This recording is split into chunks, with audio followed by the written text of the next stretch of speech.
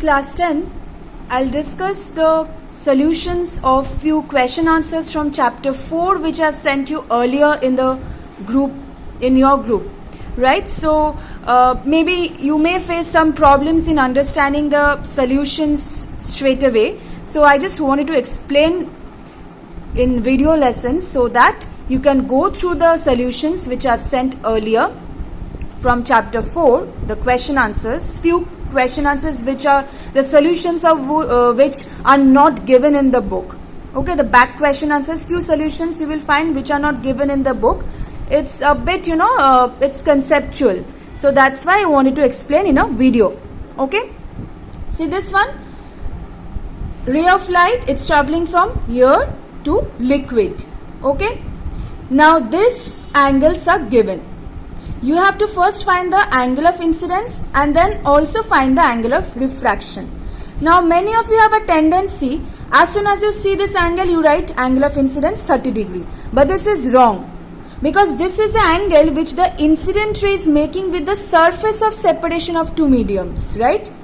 But what do we know? Angle of incidence is angle between the incident ray and the normal. So this is angle of incidence, I. How much is it? If total 90 degree, this is a normal, so obviously total is 90 degree. So 90 minus 30, that is 60 degree angle of incidence, right? Again, angle of refraction also, this is the angle of refraction, angle which the refracted ray make with the normal. This is angle of refraction, again 90 degree minus 45 degree. So that means 45 degree. This is you're getting 60 degree. So angle of incidence 60, angle of refraction 45. Now you find the refractive index of liquid with respect to air. It's traveling from air to liquid. So mu liquid with respect to air will be sin I. That means sin I will be in which medium? From where it's traveling? Here, sin I by sin R in this medium. So sin 60 by sin 45. See, this question I'm talking about. Solved here. So now you can go through it and you will be able to understand.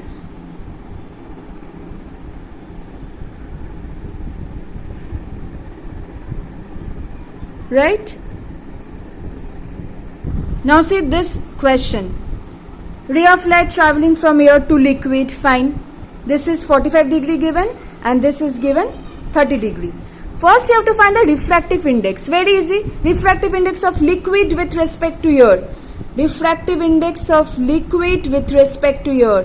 That means it's traveling from air to liquid. So liquid with respect to air is sine of angle of incidence in the air. Sin I, sin 45 by sine of R in this medium, sine 30 degree.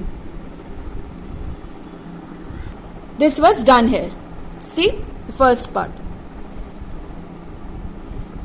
Now show in the diagram the path of the ray after it strikes a mirror and re-enters in air. So it's striking the mirror. Okay. So this we can draw here. What is this?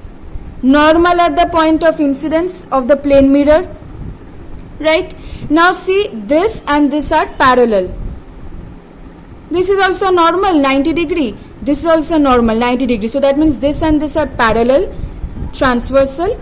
That makes these two pair of alternate angles, isn't it? So that means this is equal to this. So if this is 30 degree already given to us, that means this is also 30 degree, isn't it? That's why I've drawn here 30 degree. Forget about the rest. Forget about everything else. That's why I've drawn here 30 degree. Okay. Now, what will it follow? It will follow simply, now forget about all these things. It will follow simply the law of reflection. That means, it's striking in the mirror, angle of incidence, it will follow law of reflection, and this is also 30 degree. This is 30 degree, this is also 30 degree, angle of incidence equal to angle of reflection. Now again draw a normal at the point of incidence here. Okay. Now again see, these two parallel, isn't it? This and this parallel. This is transversal. So again making this equal to this. Why? Pair of alternate angles. So if this is again 30, this is also 30 degree. That's why I have drawn 30 degree here. Forget about all these things. Forget about this. Just know that this is the normal. So if this is 30, this is also 30. Now this is the incident ray for this surface when the ray of light is traveling from liquid to air. What will be the angle of refraction? How will I draw the refracted ray? Just as I wish. Whatever I wish, I can draw like that. No. Let's see what is the angle of refraction. How is it traveling now? From liquid to air. So can I write mu air with respect to liquid, that is equal to sine of angle of incidence in, it's traveling from liquid to air, isn't it? So angle of incidence in liquid sine 30 by sine angle of refraction will be in air. I don't know, I have to find the value. How much is this? Do we know? Don't get confused with, don't write root 2, because this is mu liquid with respect to air. Liquid with respect to air, because initially the ray is traveling from air to liquid. Now it's traveling from liquid to air. So if this is root 2, then this will be 1 by root 2. Why? Hope you remember.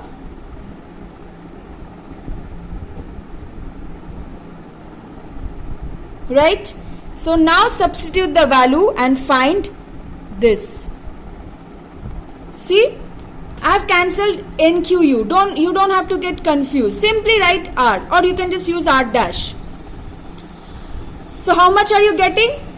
Sine 30 into. Okay, now see, previously the paper which I have sent you, there was a calculation mistake.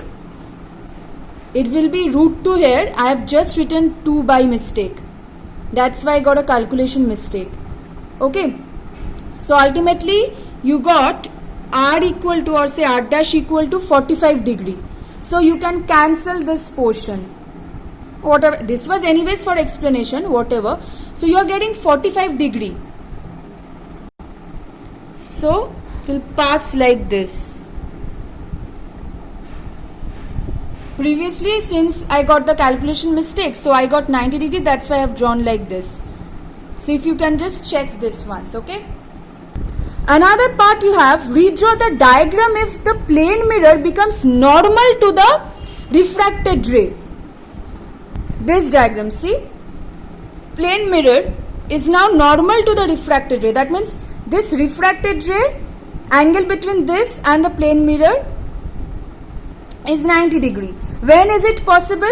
When the ray is incident along the normal to the plane mirror, isn't it? That means I equal to how much? 0.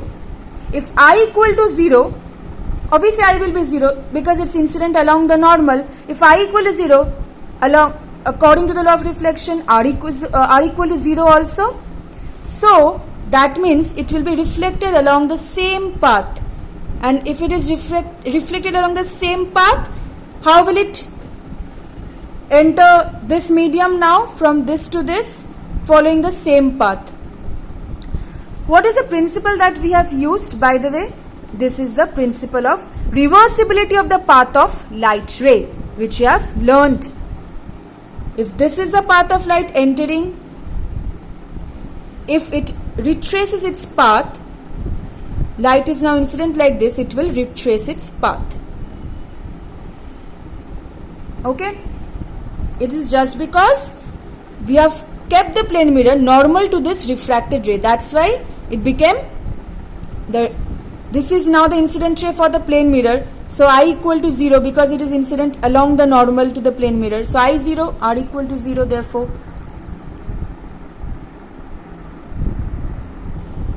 Now this is from 4b. See, this also I have sent earlier, that if two prisms are placed like this, parallel to each other, then they behave as parallel sided glass slab, because incident ray and the emergent ray will be parallel. Why is this so? Because when a ray enters from, this we already know from rarer to denser, how it bends towards the normal. Then again from, of course, denser to rarer, away from the normal. So, as a result, a prism always deviates the ray incident on it towards the base of the prism. Remember this conclusion? So, the ray is, deviated towards the base of the prism. This is the base. Again, when it enters this prism will also try to deviate it towards its base. Now, base is this one. So, that's why. Again, if it is kept like this, then also, suppose this question was there in the back of the chapter 4b. Complete the path of the ray emerging out of this prism. This was the question. Okay, show the direction of the emergent ray out of prism B. So, how will it be emerging out of this prism? Deviating towards the base. Again, when it's entering this prism, again it will deviate towards the base, because this is the base now. Now, obviously, in both the cases, the two prisms A and B are taken identical prisms with faces parallel to each other. This I have sent from 4C along with the other consequences of atmospheric refraction, if you remember. From 4C I have sent few question answers. Actually, the consequences I have given in the written form because it was not there in the book. So, see, there was a question which I have given. A glass slab is placed over a page on which VIBGYOR is printed with each letter in its corresponding color. That means V with violet, I with indigo, like this.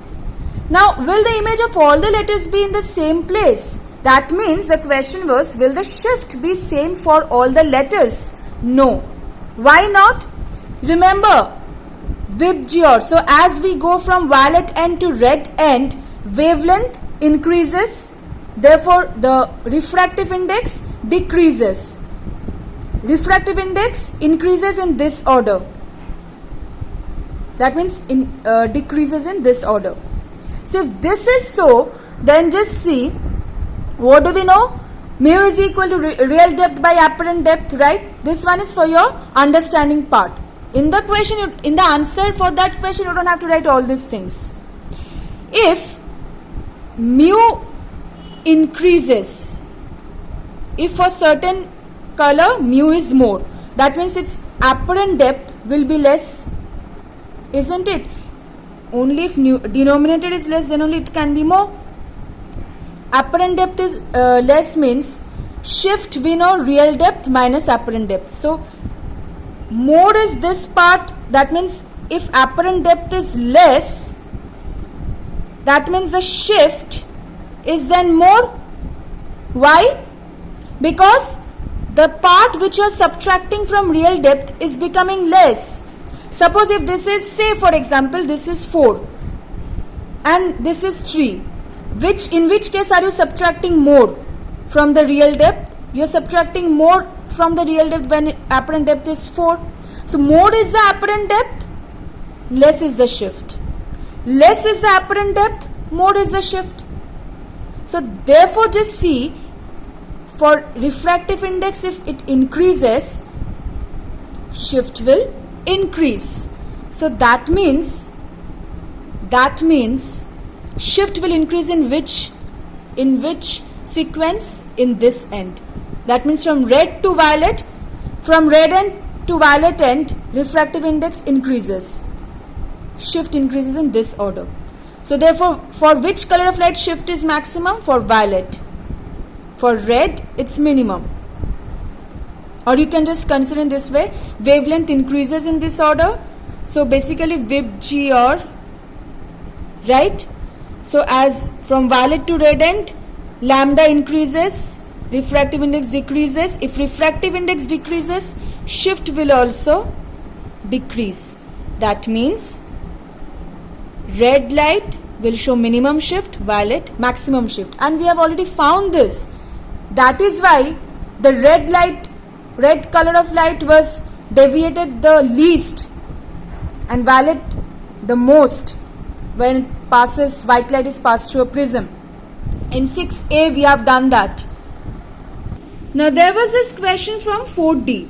I think I've sent 5 solutions from 4D. This one was from A, 2 rays are travelling from water to air. One it is incident along the normal, see, perpendicular to this surface. Another at this angle 48 degree. Okay, given critical angle, we have to complete the ray diagram showing the refracted rays for both A and B. Now see, for A, obviously if it is incident along the normal on the surface of the separation of two medium, I equal to 0, therefore R equal to 0, that means it will be refracted along the normal only. This is a refracted ray. But what about for this? Angle of incidence 48 degree. That means that is equal to the critical angle. So refracted ray will be just passes through the surface of separation of two medium. We know that for critical angle, for a ray of light travelling from denser medium to rarer medium, if the ray of light is incident at critical angle, then the refracted ray just passes along the surface of separation of the two medium, making angle of refraction 90 degree. You get this type of questions also. Say from a point P inside a rectangular glass block, or you can get it in the form of rectangular glass block also, or say kept inside a beaker, okay, containing water. So whatever it is, it's traveling from, ray of light from P will travel from denser to rarer medium, whether it's a rectangular glass block or water, whatever it is, because it's denser, rarer. Right? Now A, B, C are the 3 rays coming from P up to the water surface. Critical angle is provided to us. So again we have to show the path of the rays after striking the water surface and name the phenomena exhibited by A, B and C. So let's see what happens. For A, if I just draw the normal at the point of incidence, if this is 48 degree, this is obviously less than 48 degree. Obviously, you can very well understand this is less than 48 degree. That means angle of incidence for the ray of light traveling from denser to rarer medium is less than the critical angle. So it will follow the regular rules of refraction. That is, when it is traveling from denser to rarer medium, it will bend away from the normal. Okay.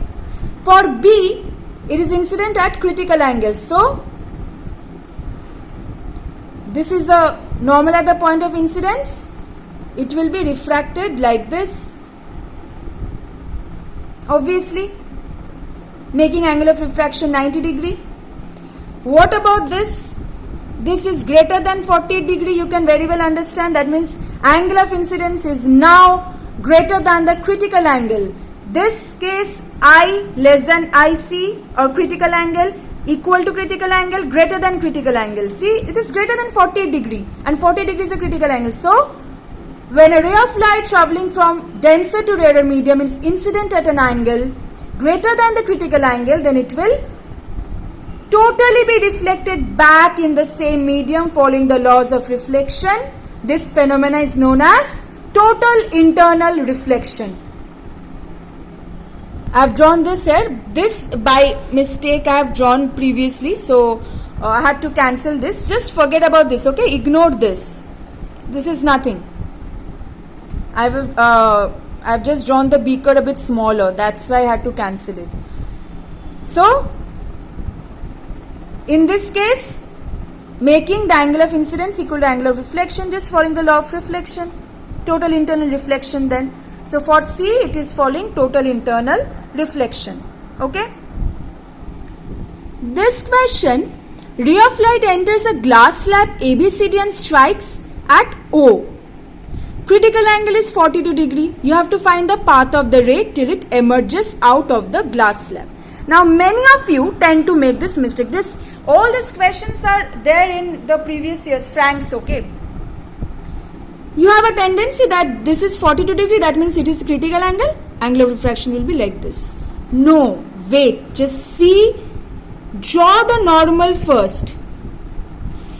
This is not the angle of incidence. Always be careful about the angle of incidence and reflection, refraction, whatever.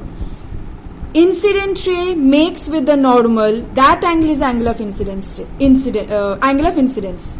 So if this is 90 degree, this angle is 90 minus 42, so 48 degree. So 48 degree, that means greater than the critical angle. It will follow total internal deflection, making angle of incidence this 48, so this is also 48 degree. Right? Now how will I find how it, again I can draw a normal here. At the point of incidence always there will be a normal. Now how will the refracted ray pass? How will I know? Will it stop here? No, I have to find till it emerges out of the glass slab. Now this is 90. If this is 48 and this total is 90 degree, obviously this is a normal. So this is also 90, this is also 90. How much is this? 42. 90 minus 48. So if this is 42, this is 90, this makes it 48 again. Again, this is a normal. So if this is 48, this is 42 degree.